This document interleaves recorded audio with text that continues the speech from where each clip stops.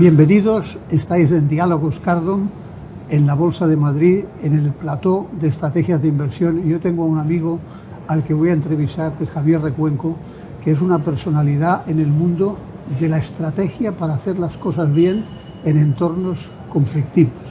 Javier, bienvenido. Un placer, Rodolfo. Me gustaría que nos contaras un poco qué es esto de Complex Problem Solving. Bueno, pues el Complex Problem Solving es el resultado de muchos años que llevo involucrados en todo lo que tiene que ver en resolución de problemática empresarial de la cual no hay precedente. O sea, fundamentalmente lo que ya está hecho o que requiere de expertos entra dentro del reino de la consultoría, por decir de alguna manera, y el Complex Problem Solving lo que hace es trabajar de manera sistemática problemas de los que no hay precedentes válidos o el contexto ha cambiado tanto que no son aplicables soluciones previas. ¿Y colaboráis mucho con la consultoría o realmente es completamente independiente? Bueno, hay un montón de gente. Por ejemplo, nosotros tenemos una compañía montada a medias con mi amigo José Luis Vallejo de Singular para resolución de problemática compleja. O sea, utilizamos sobre todo gente con skills específicos que pertenecen a la consultoría. Pero esto es otra historia completamente distinta. Aquí, digamos que la consultoría se premia el conocimiento específico de un área concreta, mientras que el Complex Problem Solving lo que premia es la capacidad de navegar en medio de la niebla o sin un mapa definido o sin saber muy bien a dónde ir o cómo ejecutar, que en la consultoría sí lo sabes porque es gente experta. ¿Y qué perfiles necesitas de forma habitual?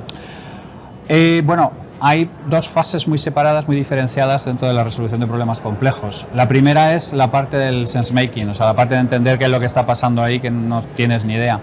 Y aquí fundamentalmente me nutro de gente que ha estado estudiando en tanto en el seminario como el máster, como mis diferentes formaciones, en la UNIR, en Immune, en los sitios donde yo imparto clase, y gente de altas capacidades, porque fundamentalmente la resolución de problemas complejos es una disciplina para gente, es de pensar duro.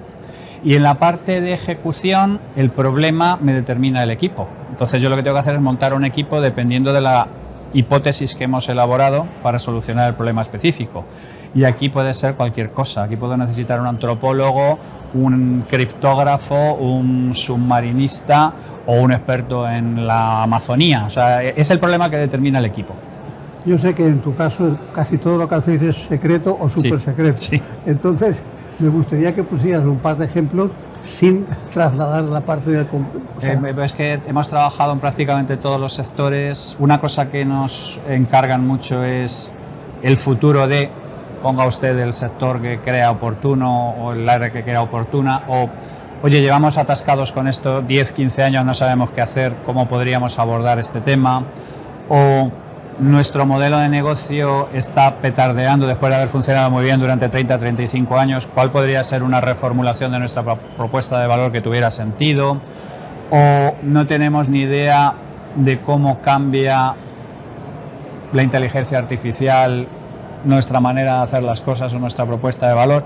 Por regla general, lo que gestionamos es problemáticas sobre las que no hay una respuesta clara hacia dónde ir, problemáticas que llevan mucho tiempo estancadas, o cosas delicadas, que ahí podemos entrar desde relaciones personales a asuntos difíciles de tratar o particularmente delicados para la opinión pública, o una combinación de todas estas cosas. Sobre todo grandes empresas, empresas familiares, pymes. Todo.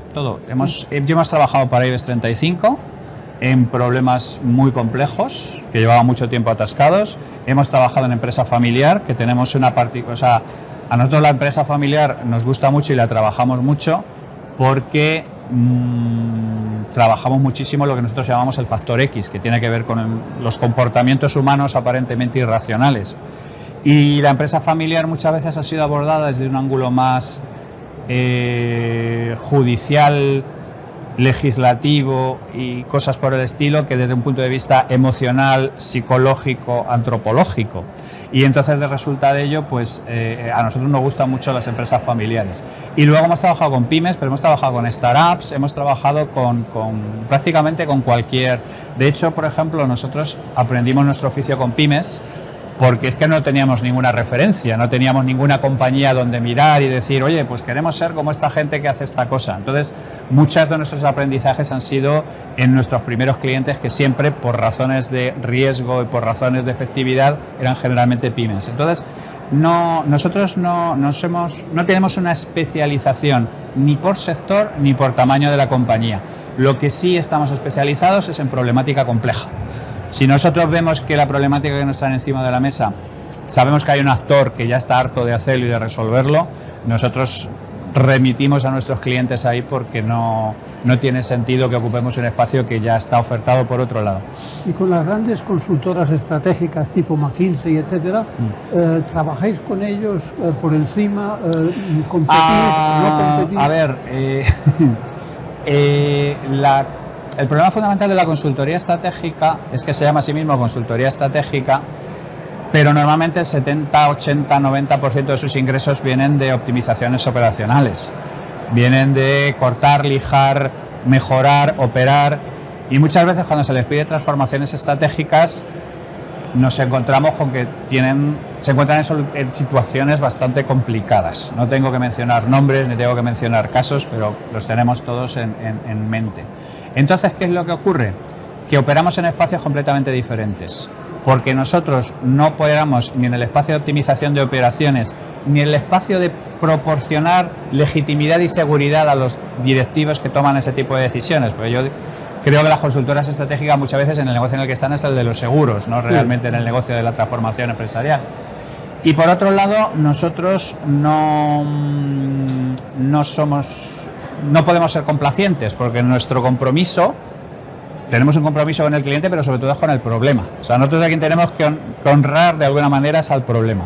Entonces, nuestro negocio no es ser complacientes con el cliente o decirle lo que quiere oír. Además, es que ya hay muchísima competencia en ese hueco y nosotros no somos competitivos, no podemos llevar a nadie de crucero, ni a jugar al golf, ni cosas por el estilo. Entonces, personalmente creo que es más una competencia en el nombre que en los mercados que abordamos y en los espacios que ocupamos. ¿Y realmente en política, que hay tantos problemas, os metéis alguna vez o no os llaman nunca de la problema? Bueno, sí, nos han llamado un par de veces, no nos han hecho caso a nada de lo que hemos dicho, con resultados esperables por otro lado.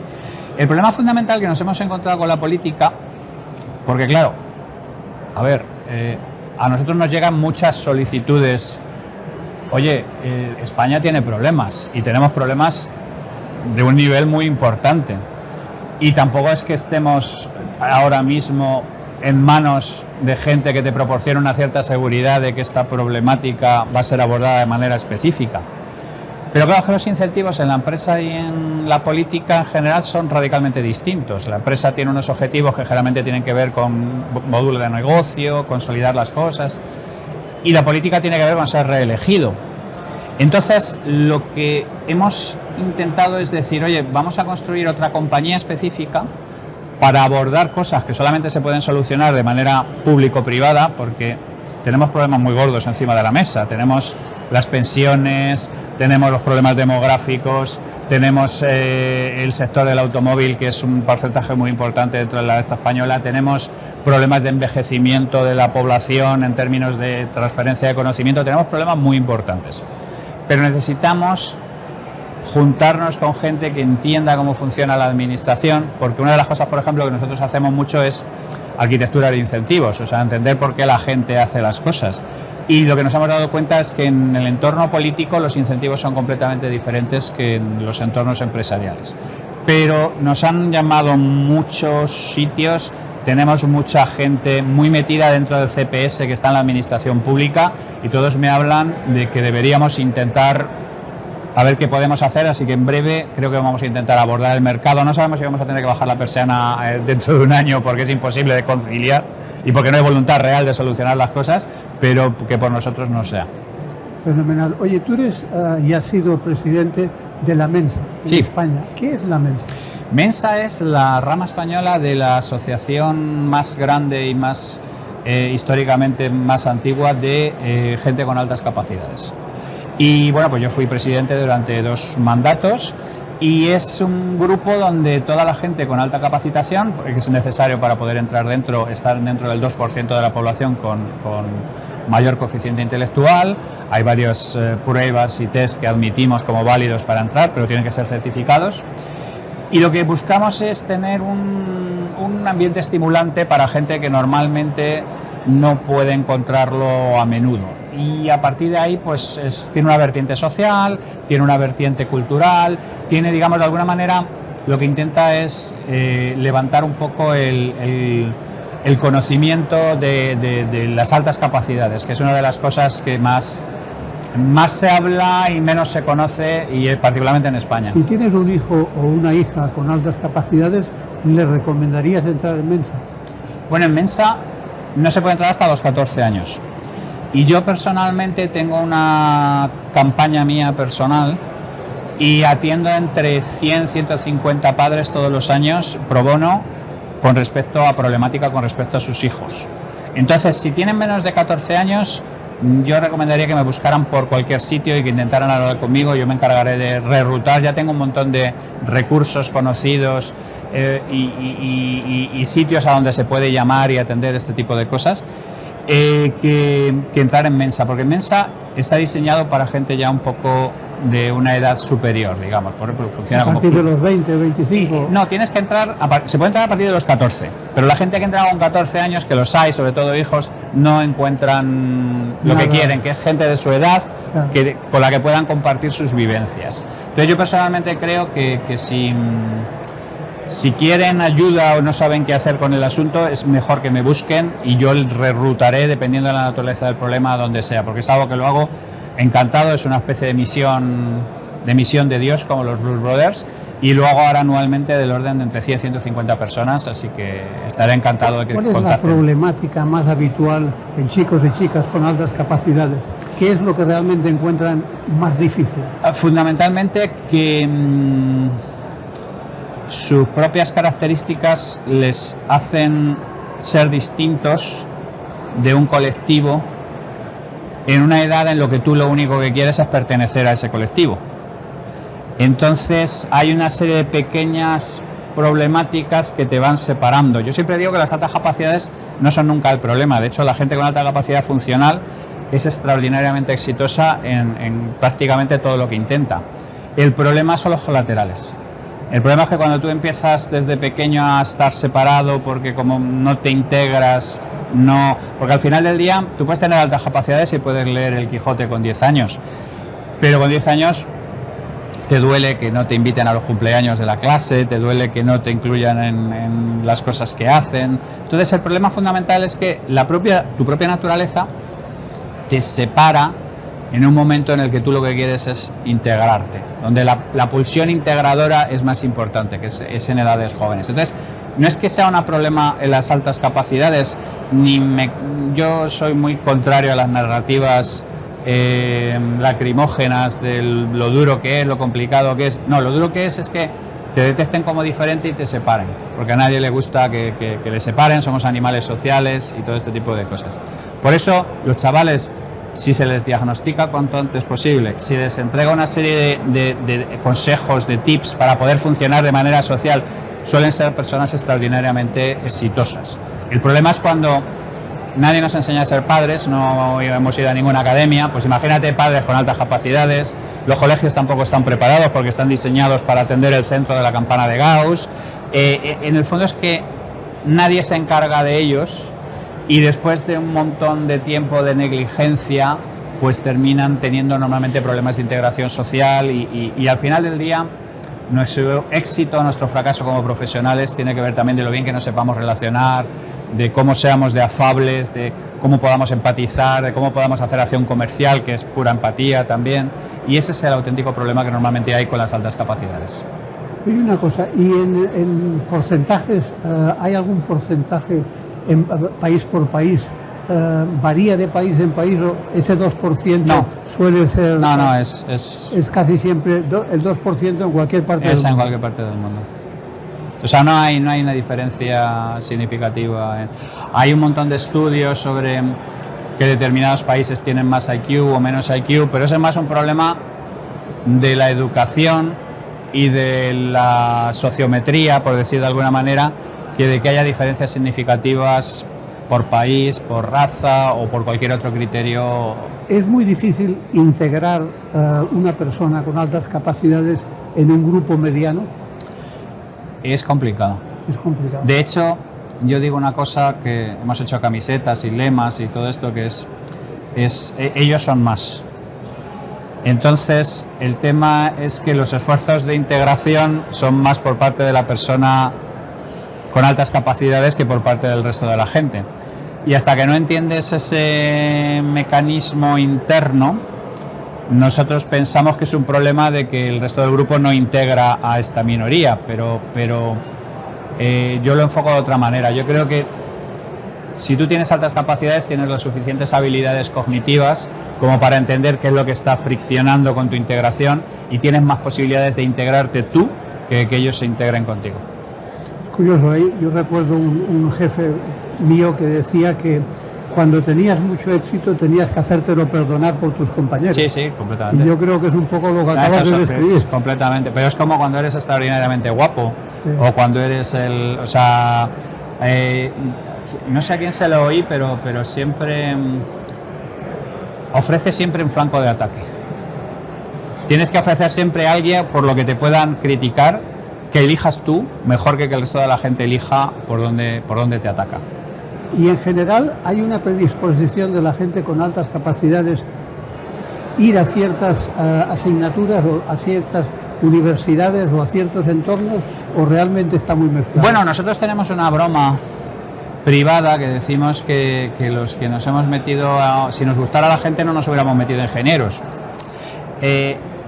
Si tú has tenido una experiencia complicada en términos de integración personal y no te ves competente ahí, pues la tecnología muchas veces te ofrece un refugio tranquilo y relajado con una cosa que es determinista, que no tienes que estudiar porque a veces está a favor tuyo, a veces está en contra tuya, y hay una cierta tendencia en ese sentido a ir hacia aquí, pero a priori no hay nada, no hay nada que oriente hacia un sitio o hacia otro.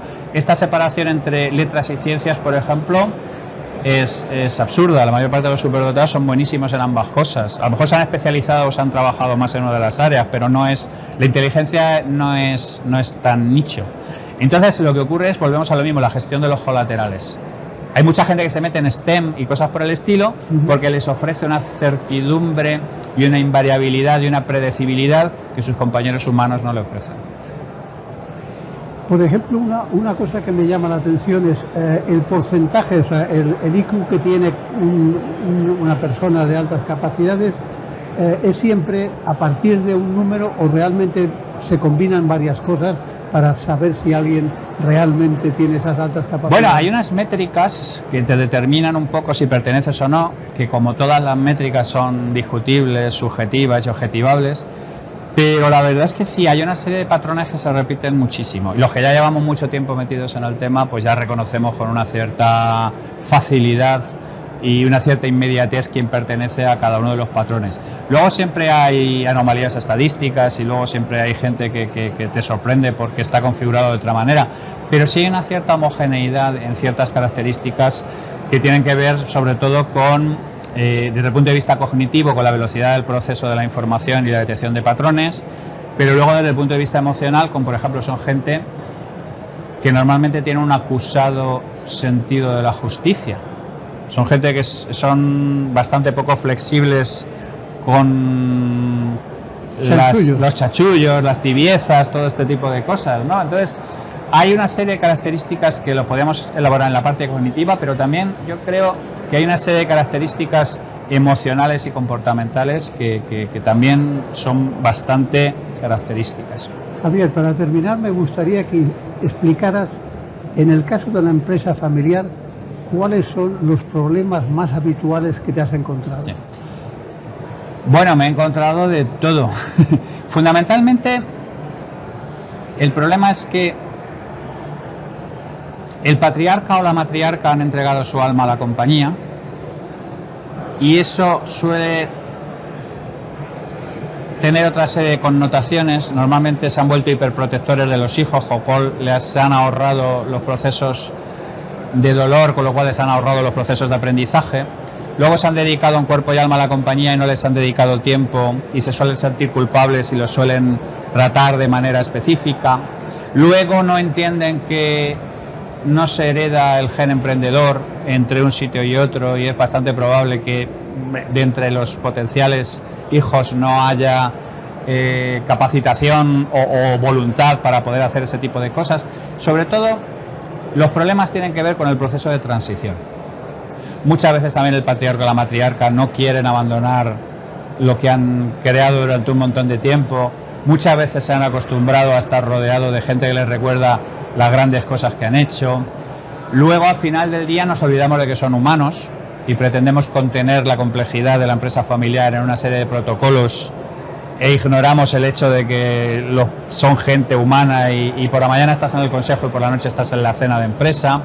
Fundamentalmente, que lo hemos intentado tratar o domar desde un punto de vista jurídico y legislativo y hemos ignorado el ángulo más humano y más emocional, que es 10 veces más influenciante que el ángulo, digamos, desde un punto de vista de negocios. Si hay una transición emocional efectiva, normalmente hay una transición empresarial efectiva. Pero es muy complicado, aunque tengas una empresa que funcione como un tiro, que si no hay una transición emocional efectiva, se pueda producir una transición empresarial efectiva. Entonces, yo siempre digo que cuando voy a una empresa particularmente familiar, voy con una caja de herramientas y con un diván, y si tengo que elegir una cosa, voy con el diván. Equipara eso a la gran empresa. Cuando vas a la gran empresa, ¿qué es lo que te encuentras casi siempre? ¿Dónde están las partes que más te preocupan normalmente? Claro, la gran empresa, el problema es diferente, es el problema de agencia. O sea, la mayor parte de la gente que está en la gran empresa está interesada en la empresa en la que está teóricamente. Ese es un tema que en la empresa familiar está mejor resuelto. Normalmente todo el mundo está en la misma página en términos de qué es lo que quieren. Luego ya lo ejecutan mejor o peor, o tienen la capacitación de hacerlo mejor o peor. Pero en una gran empresa te puedes encontrar con gente que sí está dispuesta a hacer lo que la empresa necesita, pero te encuentras normalmente a más gente que su agenda personal va muy por delante de la agenda de su empresa. Entonces se toman una serie de decisiones que muchas veces son cuestionables desde un punto de vista empresarial. Yo siempre digo que ¿esto hasta qué punto es importante? Yo siempre digo a la gente que le echen un vistazo a Lights Out, que es la historia de General Electric, donde está el ejemplo más maravilloso de todos los tiempos, que es Jack Welch, que es una persona que se mete 900 y pico millones de dólares de bonus, mientras escribe 20 libros diciendo lo muy bueno que es como CEO y cómo hay que hacer las cosas, y al mismo tiempo está triturando General Electric y descapitalizándola por completo. De hecho, se dedicó durante mucho tiempo, después de elegir él personalmente el sucesor, a decirle al sucesor que era un inútil, a Jeff Immelt, y que no sabía hacer las cosas. Y es ese concepto patrimonialista de la sociedad, de que un ejecutivo muchas veces de cara al exterior dice que habla defendiendo a los accionistas, pero en muchas ocasiones lo que está es defendiendo su agenda. Y entonces el problema fundamental es que yo me debo al problema, no me debo a la persona que me ha contratado. Estas consultoras estratégicas lo tienen mucho más claro, tienen claro que a quien se deben es a quien les ha contratado. Exactamente. Y entonces se prestan una serie de cosas que yo no me puedo prestar porque mi compromiso es con el problema. Entonces el problema fundamental, sí, hay muchos, pero si yo tuviera que centrar uno es normalmente los problemas de agencia. Y en el caso de la pyme es un poco como el caso de la empresa familiar, ¿o hay ciertas diferencias? Es un poco a medio camino. Es que España es un país de pymes y España se ve muy reflejado en las pymes. Y entonces, ¿qué es lo que ocurre? Que como resultado de este proceso de anarquismo libertario empresarial, tenemos muy pocas grandes compañías, pero tenemos unas compañías espectaculares que no conoce nadie, que son el producto que exportan a lo mejor el 80% de su producto. O sea, lo que es muy desigual. Tenemos gente absolutamente excepcional y tenemos un montón de empresitas pequeñitas que sobreviven, que no tienen ninguna trascendencia más allá de proporcionarte autoempleo y que cambiarías en cualquier momento por un contrato fijo o mejor incluso por una oposición. Entonces el problema fundamental que hay ahí es que la gente que trabaja en pymes ni tiene el drive loco que tienen los empresarios, ni tiene los recursos que tienen las grandes corporaciones. Entonces hay un montón de tierra de nadie en el que hace que sea absolutamente difícil encontrar patrones, porque depende muchísimo de la persona en cuestión al frente de la compañía. Javier, una pequeña definición de qué es lo que la gente debe pensar para hablar contigo. Es decir, ¿cuándo tiene un problema suficientemente importante como para hablar contigo? Fundamentalmente cuando, por ejemplo, nosotros, esto es muy interesante lo que me preguntas, porque nosotros no hacemos acción comercial. Lo sé, por eso te pregunto. Yo fundamentalmente lo que hago es hablar en un montón de entornos, hablo del asunto, y necesitamos que la gente llegue por ellos mismos a la conclusión de decir, esto me supera, y pensar que esto es exactamente igual que como contratar a un empapelador. O sea, no hay ningún desafío a tu inteligencia o a tu capacitación o a todo este tipo de cosas. Entonces, ¿quiénes son nuestros clientes? Gente extraordinariamente madura y extraordinariamente autoconsciente. Porque necesitas una cierta madurez para decir, oye, necesito ayuda para dejar el tabaco, necesito ayuda para dejar peso, o necesito ayuda para gestionar mi relación con mi mujer, o necesito este tipo de cosas. Entonces, es gente normalmente que ha llegado a un punto en el que dice, no sé cómo abordar este asunto. Y tengo la sensación de que la gente con la que he estado hablando hasta ahora tampoco lo saben. Me pueden ayudar con una serie de cosas que ya saben hacer, pero no lo saben. Y tú dices, ¿hay alguien que pueda operar bajo estas condiciones de alguna manera incertidumbre, niebla, llámalo como quieras, y que al mismo tiempo yo me sienta cómodo, porque es que esta gente es especialista en hacer esto y yo no tengo ningún problema en entregar trabajo a gente que es especialista en otras cosas? Es ese tipo de perfil, gente que ha llegado ya a un cierto grado de madurez personal y profesional, de decir, oye, esto me excede, no tengo a nadie en la cabeza que creo que pueda solventar esto y no me siento atacado personalmente porque se supone que lo tengo que hacer yo personalmente. No, se supone que lo tienes que solventar y que tienes que buscar gente que te pueda ayudar a hacerlo. Javier, muchas gracias, ha sido como siempre un placer. Igualmente, Adolfo, muchas gracias por la invitación.